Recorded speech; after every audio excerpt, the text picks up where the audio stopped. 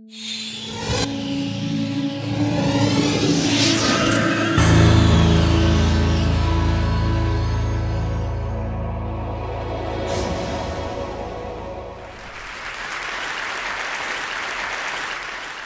well, we've heard a lot of people speak this conference about the power of the human mind. And what I'd like to do today is give you a vivid example of how that power can be unleashed when someone is in a survival situation, how the will to survive can bring that out in people. This is an incident which occurred on Mount Everest. It was the worst disaster in the history of Everest. And when it occurred, I was the only doctor on the mountain.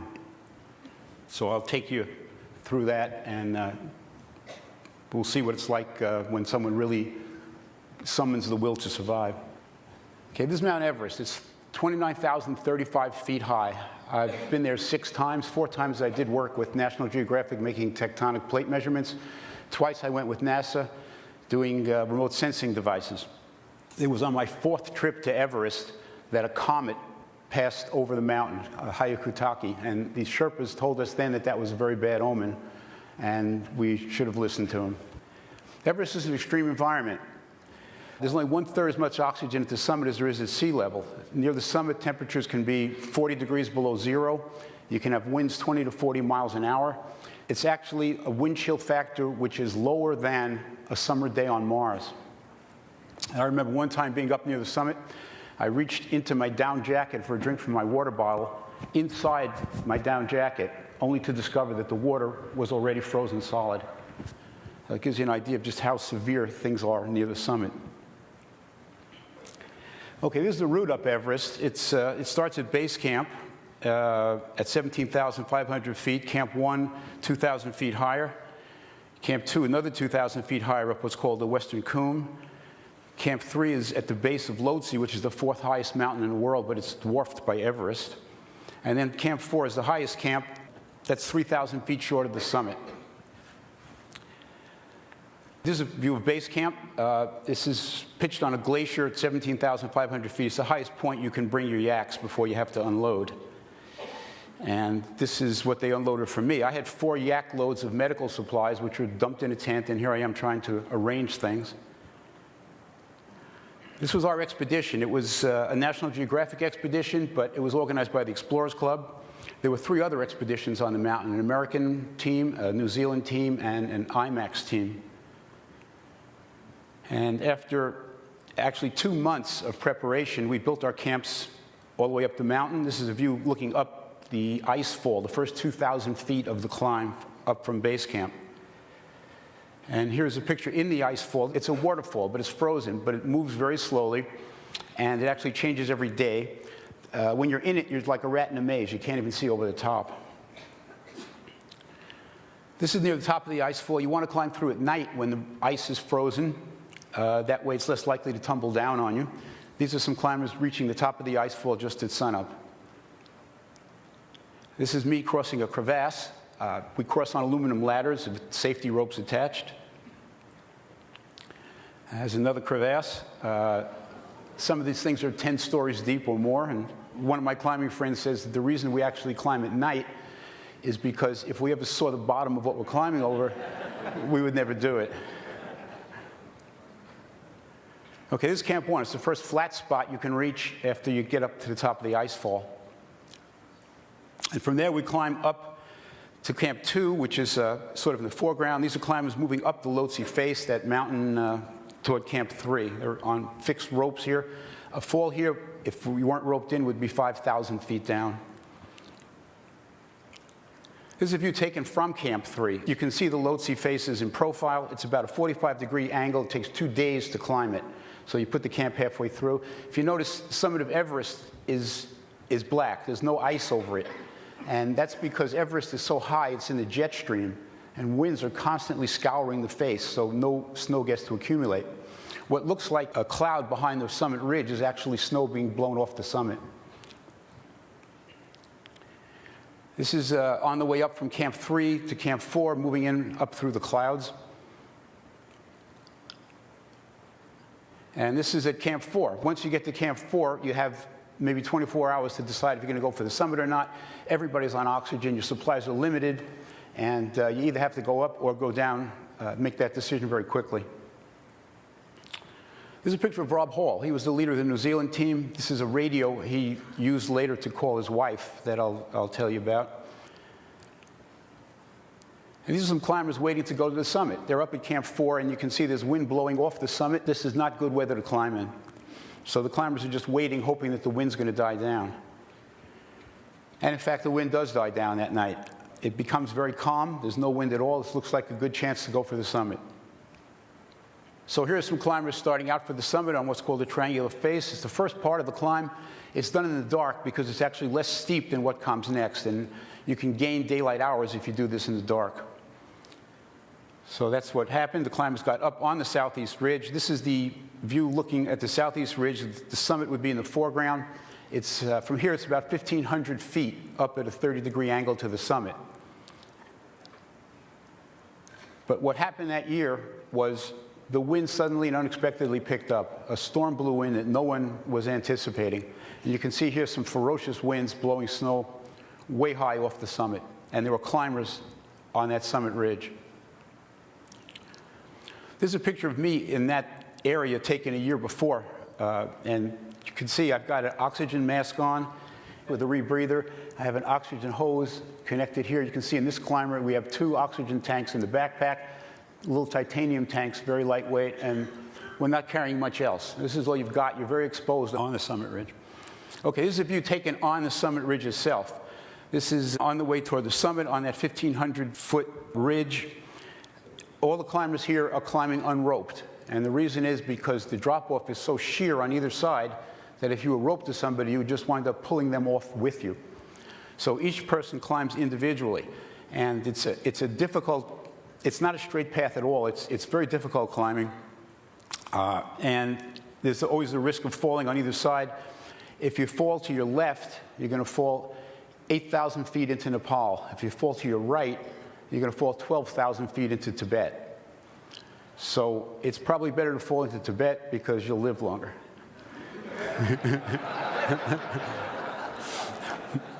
But either way, you fall for the rest of your life. Okay, those climbers were up near the summit, along that summit ridge that you see up there. And I was down here in Camp 3. My expedition was down in Camp 3 while these guys were up there in the storm. The storm was so fierce that we had to lay fully dressed, fully equipped, laid out on the tent floor to stop the tent from blowing off the mountain. It was the worst winds I've ever seen. And the climbers up on the ridge were that much higher, 2,000 feet higher, and completely exposed to the elements. We were in radio contact with some of them. This is a view taken along the summit ridge. Rob Hall, we heard by radio, was up here at this point in the storm with Doug Hansen. And we heard that Rob was okay, but Doug was too weak to come down. He was exhausted, and Rob was staying with him. We also got some bad news in the storm that Beck Weathers, another climber, had collapsed in the snow and was dead. There was still 18 other climbers that we weren't aware of their condition. They were lost. There was total confusion on the mountain. All the stories were confusing. Most of them were conflicting. We really had no idea what was going on during that storm. We were just hunkered down in our tents at Camp 3. Our 2 strongest climbers, Todd Burleson and Pete Athens, decided to go up to try to rescue who they could, even though there was a ferocious storm going.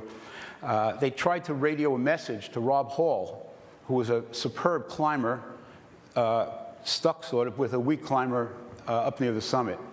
I expected them to say to Rob, "Hold on, we're coming."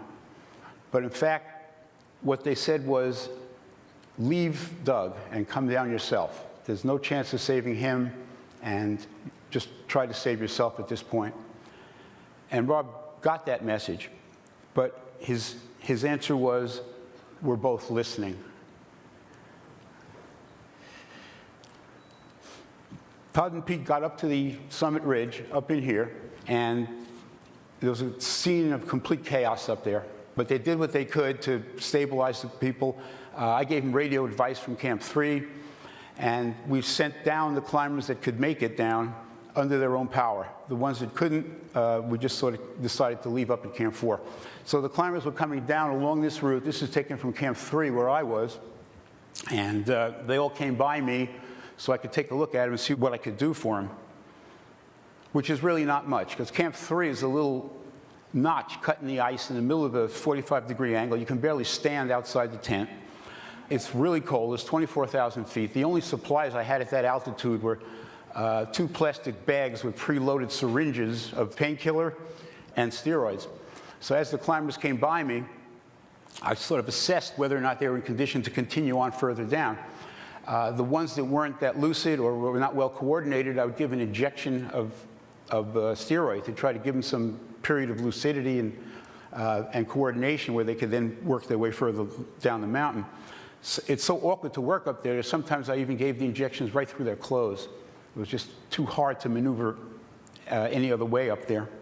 While I was taking care of them, we got more news about Rob Hall. There was no way we could get up high enough to rescue him. He called in to say that he was alone now. Apparently, Doug had died higher up on the mountain. But Rob was now too weak to come down himself. And with the fierce winds and up at that altitude, he was just beyond rescue, and he knew it. At that point, he asked to be paged into his wife. He was carrying a radio. His wife was home in New Zealand, 7 months pregnant with their first child. And Rob asked to be patched into her. That was done. And Rob and his wife had their last conversation. They picked a name for their baby. Rob then signed off, and that was the last we ever heard of him. I was faced with treating a lot of critically ill patients at 24,000 feet, which was an impossibility. So what we did was we got the victims down to 21,000 feet, where it was easier for me to treat them. This was my medical kit. It's a tackle box filled with medical supplies. This is what I carried up the mountain. I had more supplies lower down, which I asked to be brought up to meet me at the lower camp. And this was the scene at the lower camp. The survivors came in one by one. Some of them were hypothermic. Some of them were frostbitten. Some were both. What we did was try to warm them up as best we could, put oxygen on them, and try to revive them, which is difficult to do at 21,000 feet when the tent is freezing. This is some severe frostbite on the feet, severe frostbite on the nose. This climber was snowblind. As I was taking care of these climbers, we got a startling experience. Out of nowhere, Beck Weathers, who we had already been told was dead, stumbled into the tent. Just like a mummy, he walked into the tent. I expected him to be incoherent, but in fact, he walked in the tent and said to me, "Hi, Ken, where should I sit?" And then he said, "Do you accept my health insurance?" He really said that. So he was completely lucid, but he was very severely frostbitten. You can see his hand is completely white, his face, his nose is burned. First it turns white, and then when it completely necroses, it turns black, and then it falls off. It's the last stage, just like a scar. So as I was taking care of Beck, he related what had been going on up there. He said he had gotten lost in the storm, collapsed in the snow, and just laid there, unable to move. Some climbers had come by and looked at him, and he heard them say, "He's dead." But Beck wasn't dead. He heard that, but he was completely unable to move. He was in some sort of catatonic state where he could be aware of his surroundings, but couldn't even blink to indicate that he was alive. So the climbers passed him by. And Beck laid there for a day, a night, and another day in the snow. And then he said to himself, "I don't want to die. I have a family to come back to." And the thoughts of his family, his kids and his wife, generated enough energy, enough motivation in him so that he actually got up. After laying in the snow that long a time, he got up and found his way back to the camp. And Beck told me that story very quietly, but I was absolutely stunned by it. I couldn't imagine anybody laying in the snow that long a time and then getting up. He had apparently reversed an irreversible hypothermia. And I can only try to speculate on how he did it. So what if we had Beck hooked up to a SPECT scan, something that could actually measure brain function? Just very simply, the three parts of the brain: the frontal lobe, where you focus your attention and concentration. You have the temporal lobe, where you form images and keep memories. And the posterior part of your brain, which contains the cerebellum, which controls motion, and the brain stem, where you have your basic maintenance functions like heartbeat and respiration. So let's take a cut through the brain here and imagine that Beck was hooked up to a SPECT scan. This measures dynamic blood flow and therefore energy flow within the brain. So you have the prefrontal cortex here lighting up in red. This is a pretty evenly distributed scan. You have the middle area where the temporal lobe might be in here, and the posterior portion where the maintenance functions are in the back. This is a roughly normal scan showing equal distribution of energy. Now you go to this one, and you see how much more the frontal lobes are lighting up. This might be what Beck would be experiencing when he realizes he's in danger. He's focusing all his attention on getting himself out of trouble. These parts of the brain are quieting down. He's not thinking about his family or anybody else at this point. And he's working pretty hard. He's trying to get his muscles going and get out of this. Okay, but he's losing ground here. He's running out of energy. It's too cold. He can't keep his metabolic fires going. And you see there's no more red here. His brain is quieting down. He's collapsed in the snow here. Everything is quiet. There's very little red anywhere. Beck is powering down. He's dying. You go on to the next scan, but in Beck's case, you can see that the middle part of his brain is beginning to light up again. He's beginning to think about his family. He's beginning to have images that are motivating him to get up. He's developing energy in this area through thought. And this is how he's going to turn thought back into action. This part of the brain is called the anterior cingulate gyrus. It's an area in which a lot of neuroscientists believe the seat of will exists. This is where people make decisions, where they develop willpower. And you can see there's an energy flow going from the mid portion of his brain, where he's got images of his family, into this area, which is powering his will. Okay, and this is getting stronger and stronger to the point where it's actually going to be a motivating factor. He's going to develop enough energy in that area after a day, a night, and a day to actually motivate himself to get up.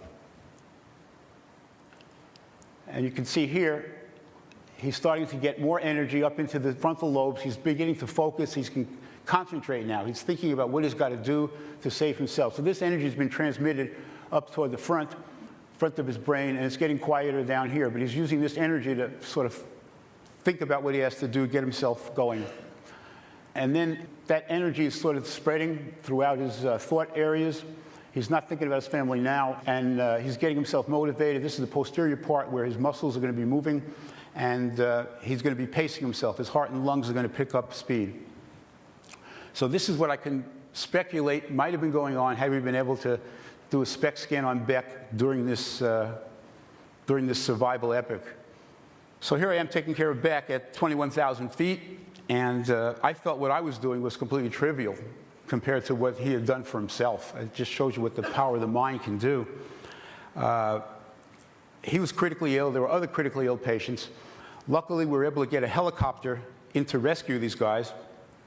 Helicopter came in at 21,000 feet and carried out the highest helicopter rescue in history. It was able to land on the ice, take away Beck and the other survivors one by one, and get them off to Kathmandu in a clinic before we even got back to base camp.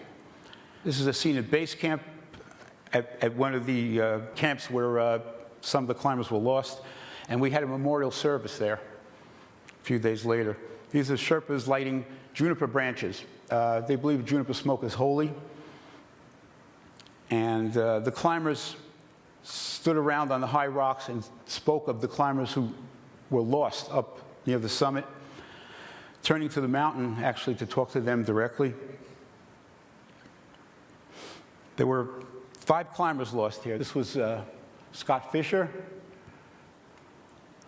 Rob Hall, Andy Harris, Doug Hansen, and Yasuko Namba. And one more climber should have died that day, but didn't, and that's Beck Weathers. He was able to survive because he was able to generate that incredible willpower. He was able to use all the power of his mind to save himself. These are Tibetan prayer flags. These Sherpas believe that if you write prayers on these flags, the message will be carried up to the gods. And that year, Beck's message was answered. Thank you.